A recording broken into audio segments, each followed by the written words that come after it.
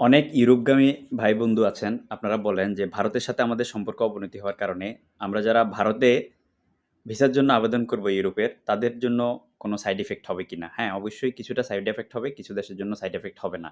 যেমন যেগুলো হচ্ছে আপনার সার্বিয়া, মেসিডোনিয়া, মন্টিনিগ্রো এগুলোর জন্য সাইড এফেক্ট হবে না। কারণ এগুলো অ্যাপ্লিক্যান্ট যাওয়া লাগে না। এগুলো ওখানে আমরা অথরাইজেশনের মাধ্যমে পাসপোর্ট পাঠিয়ে দিলে ভিসা হয়ে যায়। ভিসা আবার অথরাইজেশনের মাধ্যমে পাসপোর্টগুলো বাংলাদেশে ডেলিভারি পাঠায় দেয়।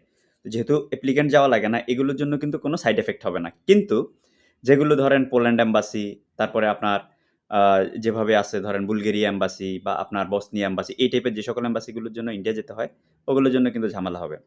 তো আমরা কি করব, যারা এই সকল দেশে কাজ করতেছি, তারা হয়তোবা যেমন ক্রোয়েশিয়া, নেপাল থেকেও জমা করা যায়। আমরা ইন্ডিয়া বাদ দিয়ে আমরা নেপাল থেকে আবেদন করব। তো এরকম থার্ড কান্ট্রি আপনাদেরকে চয়েস করাবে। যারা কাজ করতেছে এগুলা নিয়ে টেনশনের কিছু নাই। তবে চেষ্টা করবেন ভারতে না গিয়ে যে সকল দেশে আবেদন করা